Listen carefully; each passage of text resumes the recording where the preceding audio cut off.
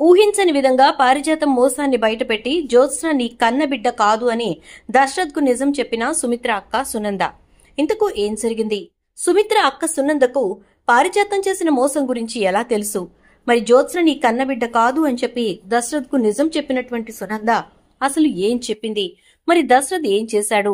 ఇదంతా కూడా వీడియోలో చూసి తెలుసుకునేద్దాం. కార్తీక దీపం మీద నవవసంతం రాబోయే కథలు, జరగబోయే సన్నివేశాల గురించి ముందుగా తెలుసుకోవడానికి వీడియోను లైక్ చేసి ఛానల్ ను సబ్స్క్రైబ్ చేసి పక్కనే ఉన్న బెల్ ఐకాన్ లో ఆల్ ట్యాప్ చేయండి.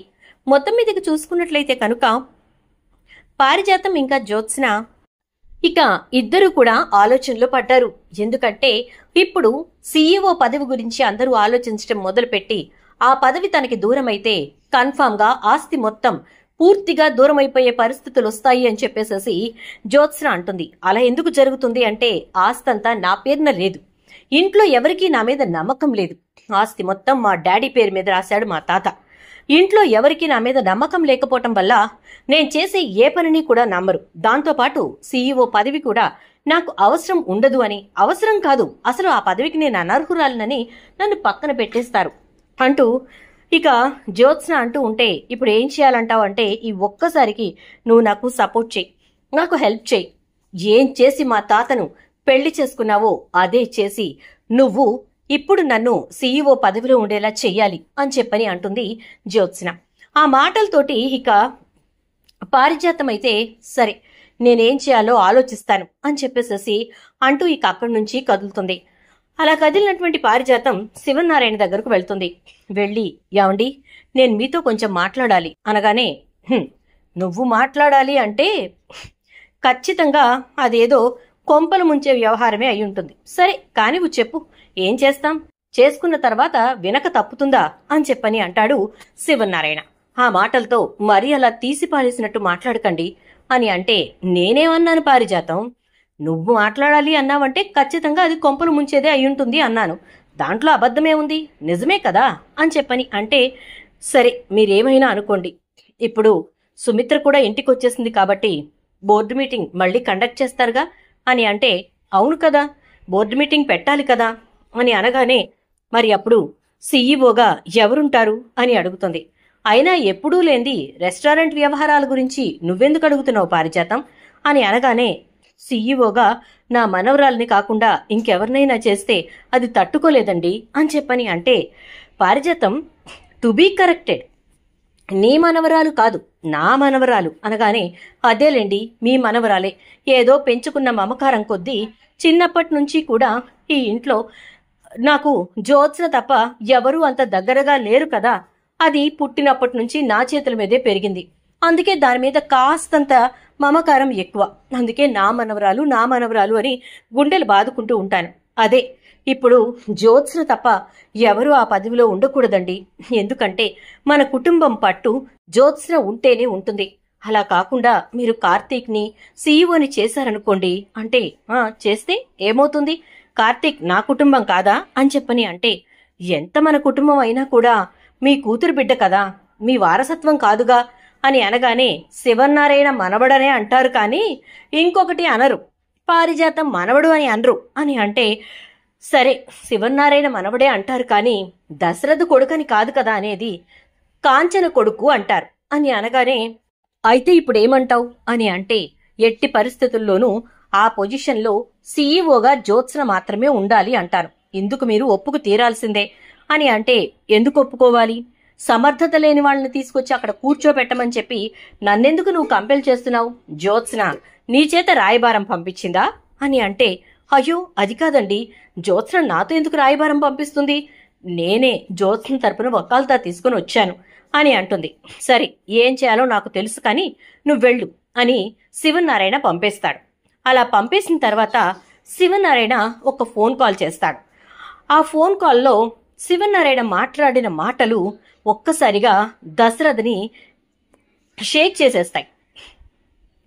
గబగబా లోపలికి వచ్చినటువంటి దశరథ, నాన్న ఏంటి మీరు మాట్లాడుతుంది నిజమా అంటే అవును దశరథ, దానికి ప్రత్యక్ష సాక్షి ఒకరున్నారు, వాళ్లతోనే ఇప్పుడు మాట్లాడాను, వస్తారు, వచ్చిన తర్వాత నువ్వు తెలుసుకుని అన్ని విషయాలు వివరంగా తెలుసుకుందు గాని అని అనగానే ఇక ఒక్కసారిగా షాక్ అయిపోతాడు దశరథ్. అయితే అసలు ఆ కాల్ ఎవరు మాట్లాడారు, ఏం నిజం తెలుసుకుంటున్నాడు దశరథ్ అనేది చూద్దాం.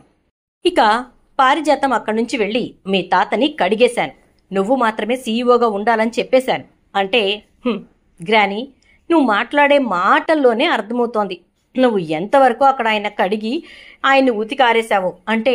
నా వరకు నేనైతే చెప్పానే, గట్టిగానే చెప్పాను, ఇక ఆయన ఏం చేస్తాడో ఆయన ఇష్టం అని చెప్పని అనగానే, సరే అయితే ఏం జరుగుద్దో చూద్దాం అని అంటూ ఉంటే, ఇక ఆ రాత్రి గడిచిపోయాక ఉదయాన్నే తెల్లవారుజామునే దీప కార్తీక్ వచ్చేస్తారు. ఇద్దరినీ చూసి, ఏంట్రా ఇంత పొద్దున్నే వచ్చారు, నిద్ర కళ్ళ మీద ఉన్నాం ఇంకా అని చెప్పని అంటే, పారు బారెడు పొద్దెక్కింది, టైం ఎంత అయిందో తెలుసా, 7 అంటాడు. అవునరా, మీరొచ్చేది 10 గంటలకు కదా అని అంటుంది.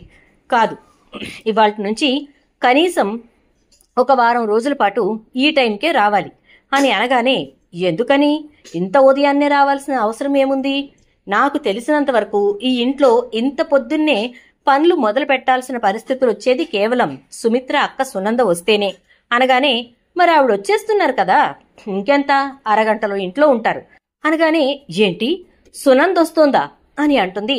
ఇక పారిజాతం, అదే కదా చెప్తుంది, తాత ఫోన్ చేసి చెప్పాడు, దాంతో ఇక మేం కూడా గబగబా రెడీ అయిపోయి వచ్చేసాం అని అంటూ, ఆల్రెడీ టిఫిన్స్ కూడా రెడీ అయిపోయాయి, వస్తే వేడి వేడిగా ఆవిడికి వడ్డించటమే లేట్ అని అంటాడు.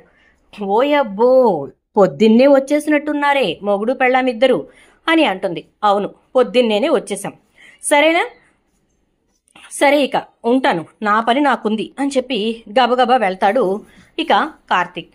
అలా వెళ్ళిన తర్వాత దీప దగ్గరకు వెళ్ళి, టిఫిన్స్ తాతయ్య చెప్పినవన్నీ రెడీ చేసావా అంటే, అమ్మని కూడా అడిగాను, అమ్మ కూడా లిస్టు చెప్పింది, ఎంతైనా వాళ్ళ అక్క కదా అనగానే, ఆవిడ ఎక్కువ తినరంట, మళ్ళీ కావలసినవన్నీ ఎదురుగానే ఉండాలట అని అంటాడు కార్తీక్. అవును, నాకు తెలియక అడుగుతాను బావా, ఆవిడతో నీకేమీ బాండింగ్ లేదా అంటుంది. ఉంది, చిన్నపిల్లాడప్పుడే, నేను బాగా చిన్నపిల్లాడిని కాదులే, నువ్వు నన్ను కాపాడేవే ఆ తరువాతే కొన్ని రోజులు నేను సునంద పెద్దమ్మోళ్ళ ఇంట్లో ఉండాల్సి వచ్చింది. ఉండాల్సి రావటం అనే బదులు డాడీ మమ్మీ ఇద్దరూ కూడా సునంద అత్తయ్య ఇంట్లో ఉండాల్సి వచ్చింది. ఎందుకంటే డాడీ మమ్మీ ఇద్దరూ కూడా ఆ ఊరికి టూర్కి వెళ్లారు, అక్కడ బిజినెస్ పని కూడా ఉంది అని చెప్పి డాడీ వెళ్లేసరికి ఇంకా అప్పుడే మా అమ్మ నేను కూడా మీతో వస్తాను అని ఫస్ట్ టైం అడిగింది. బిజినెస్ వ్యవహారాల్లోకి కాంచన అసలు రాదు, అలాంటిది వస్తానంది కదా తీసుకెళ్తానని మా నాన్న ఇక మా అమ్మని కూడా తీసుకెళ్లాడు. అప్పుడు నేను సునంద అత్తయ్య వాళ్ళ ఇంట్లోనే ఉన్నాను, హోటల్ రూమ్లో ఒక్కడనే వదలడం ఎందుకని వాళ్ళ ఇంట్లో ఉంచారు. అలా ఒక్కరోజని వెళ్లిన వాళ్ళిద్దరూ రావడానికి 3 రోజులు పట్టింది. ఆ 3 రోజులు ఆవిడ దగ్గరే ఉన్నాను. చాలా మంచిది, సుమిత్ర అత్తయ్య కంటే కూడా మంచిది. ఇంకా చెప్పాలి అంటే నన్ను తన కన్న కొడుకులా చూసుకుంది. ఆవిడికి 2 కూతుళ్లే అని చెప్పని అంటే, ఓహో ఈ లెక్కనా, నాకు ఇంకా 2 అక్కలున్నారనమాట అంటుంది దీప. 2 అక్కలు కూడా ఉన్నారు అని చెప్పేసేసి చెప్తాడు. సరే అయితే ఇప్పుడు ఆవిడ వచ్చిన తర్వాత మా పెద్దమ్మని నేను పెద్దమ్మ అని పిలిస్తే ఫీల్ అవుతుందేమో అంటే, సరే నువ్వు పెద్దమ్మగారనే పిలు, ఎందుకు వచ్చిన గొడవ అంటాడు. ఇక అలా మొత్తం మీద అంతా మాట్లాడుకుంటూ ఉండగానే కారు హారన్ మోగుతుంది. ఆవిడ రావడంతోటే దేవుడి గది దగ్గరికి వెళ్ళి దండం పెట్టుకుని వచ్చి బ్రేక్ఫాస్ట్ చేసి అప్పుడు అందరితో మాట్లాడుతుంది. ఇదంతా చూసినటువంటి పారిజాతం, అమ్మో అలర్ట్గా ఉండవే జ్యోత్స్న, ఏ మాత్రం కొంచెం తేడా వచ్చినా సునంద మామూలుగా ఆడుకోదు, అర్థమైందా అంటే, సర్లే గ్రాని, ఈవిడి గురించి ఓ తెగ పొగిడేస్తున్నారు పొద్దుటి నుంచి అంటూ ఉంటుంది. నీకు సునంద గురించి తెలియదులే అని చెప్పని అంటూ ఉంటే, ఇక శివనారాయణ సునంద వచ్చిన కారణం ఏంటో, తను ఏ విషయం గురించి మాట్లాడాలనుకుంటుందో అందరూ తెలుసుకోవాలి. సునంద చెప్పే విషయాన్ని జీర్ణించుకోవటానికి కూడా కొందరు సిద్ధంగా ఉండాలి అని అంటాడు.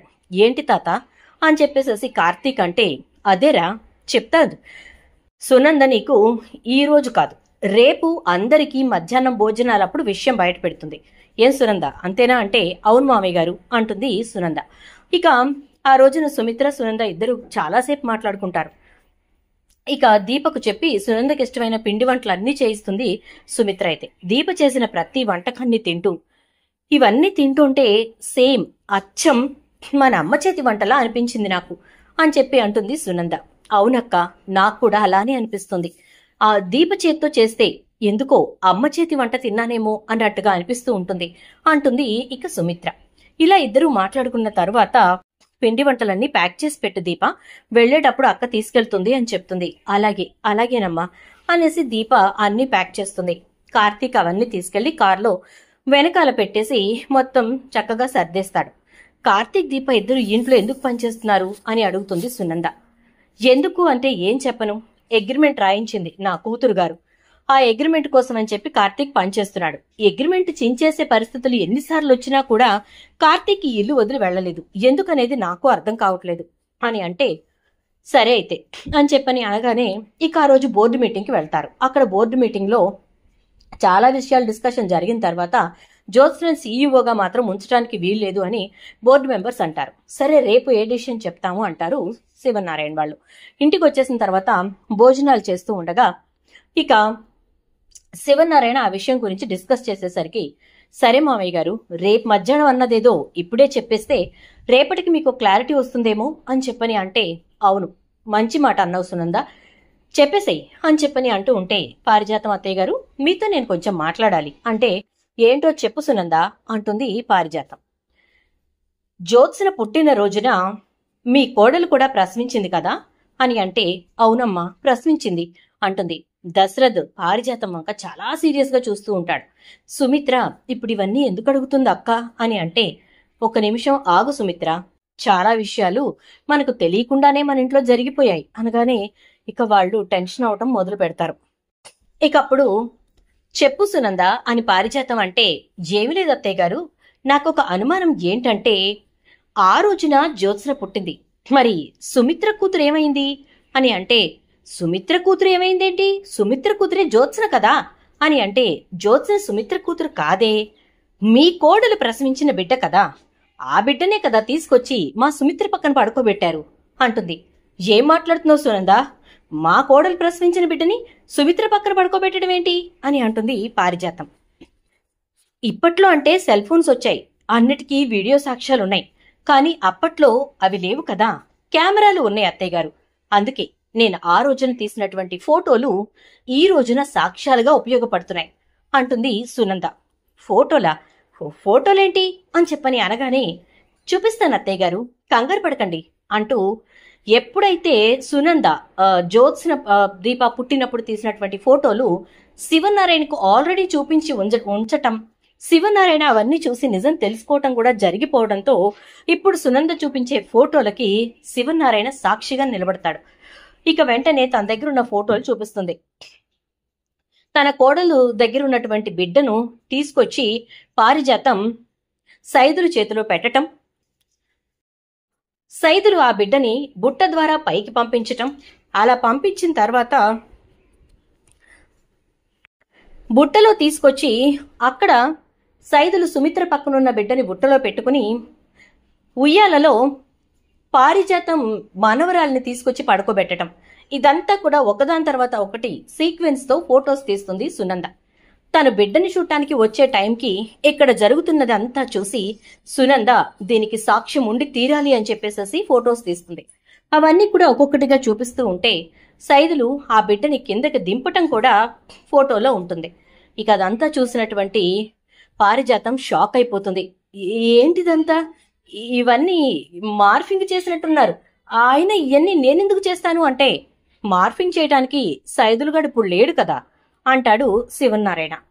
ఆయన ఏఐలు ఏయో వచ్చాయి కదా అని అంటే, అలా చేయాల్సిన అవసరం సునందకేంటి అని అనగానే, ఇక నువ్వు అనవసరంగా అబద్ధాన్ని నిజం చేసే ప్రయత్నం చెయ్యకు పారిజాతం, నిజాన్ని అబద్ధం చేసే ప్రయత్నం అంతకంటే చేయకు అంటూ ఉంటాడు శివనారాయణ. అది కాదండి, ఇదంతా అబద్ధం, నేనెందుకు బిడ్డల్ని మారుస్తానండి, జ్యోత్స్న సుమిత్ర కన్న కూతురే అని చెప్పని అంటే, సరే అత్తయ్య గారు, జ్యోత్స్న సుమిత్ర కన్న కూతురేగా, ఆ రోజే మీ మనవరాలు ఎలాగూ లేదు, ఉన్నది జ్యోత్స్న మాత్రమే, అందుకే జ్యోత్స్నకి సుమిత్రకు డిఎన్ఏ పరీక్ష కూడా చేయించాను అంటుంది. ఏంటి, పుట్టిన బిడ్డకు డిఎన్ఏ పరీక్ష అంటుంది పారిజాతం. అవును, డిఎన్ఏ పరీక్ష చేయించాను, ఇదిగోండి మామయ్య గారు అంటూ ఇక సుమిత్ర ఆ రిపోర్ట్ని చూపిస్తుంది, సునంద ఆ రిపోర్ట్ని చూపిస్తుంది. అది చూసినటువంటి శివనారాయణ, ఇదిగోరా సాక్ష్యం దశరథ, అని చూపించేసరికి దశరథ్ అది చూసి సుమిత్ర చేతికిస్తాడు. సుమిత్ర అది చూసి షాక్ అవుతుంది. ఎందుకత్తయ్య గారు ఇలా చేశారు? మరి నా కన్నబిడ్డెక్కడా అని అడిగితే అది అది సుమిత్ర, నేనేం చేయలేదు సుమిత్ర అంటూ ఉంటుంది. ఇంత సాక్ష్యం కళ్ళెదురుగా కనపడుతూ ఉంటే, నిలువెత్తు నిదర్శనంగా మీరు చేసిన దానికి సాక్షిభూతంగా మా అక్కే నిలబడితే ఇంకా నేనేం చేయలేదని బుకాయిస్తారేంటి అత్తయ్య గారు అని అనేసరికి అది కాదు సుమిత్ర, అసలు ఏం జరిగిందంటే అంటూ ఉంటుంది. చాలు, ఇక మీ మనవరాలు నాకు కూతురు కాదు. మీరు నా మనవరాలు అని గుండెలు బాదుకుంటుంటే ఏంటో అనుకున్నాను. కానీ ఇప్పుడు అర్థమైంది అసలు కథ ఏంటో. మామయ్య గారు, ఇలాంటి వాళ్ళని ఇంట్లో ఉండనించటం కరెక్టో కాదో మీరే నిర్ణయం తీసుకోండి. నేనైతే ఇక జ్యోత్స్న ముఖం కూడా చూడను. నా బిడ్డను పోగొట్టుకున్నానని నాకు అర్థమైంది. లేక లేక కలిగిన బిడ్డ, ఆ బిడ్డని కూడా నాకు దూరం చేయాలని ఎలా అనిపించింది అత్తయ్య గారు మీకు? ఒకవేళ నిజంగానే నీలవేణి చనిపోయి ఉంటే, అదే నీలవేణి చనిపోయింది కాబట్టి జ్యోత్స్న ఒకవేళ మీ మనవరాలు అయినా కూడా నేను దత్తత తీసుకుని పెంచేదాన్నేమో. కానీ నా కన్న బిడ్డను నాకు దూరం చేసి మరి జ్యోత్స్నను నాకు బిడ్డను చేశారు. ఛీ అంటూ సుమిత్ర అక్కడి నుంచి వెళ్ళిపోతుంది. ఇక దశరథ్ అయితే ఏం మాట్లాడకుండా వెళ్ళిపోతాడు. ఇదంతా నీకు తెలుసు కదా జ్యోత్స్న అంటాడు శివనారాయణ. నాకు తెలీదు తాత అంటే మీరిద్దరూ మాట్లాడుకోవడం ఎన్నోసార్లు నేను విన్నాను. నీకు నిజమంతా తెలుసని నాకు తెలుసు జ్యోత్స్న అంటాడు శివనారాయణ. షాక్ అయిపోతుంది జ్యోత్స్న. చూద్దాం మరి రాబోయే ఎపిసోడ్స్లో ఏం జరుగుతుందో. వీడియో నచ్చితే లైక్ చేయండి, వీడియో షేర్ చేయండి, ఛానల్ సబ్స్క్రైబ్ చేయండి, పక్కనే బెల్ ఐకాన్లో ఆల్ ట్యాప్ చేయండి.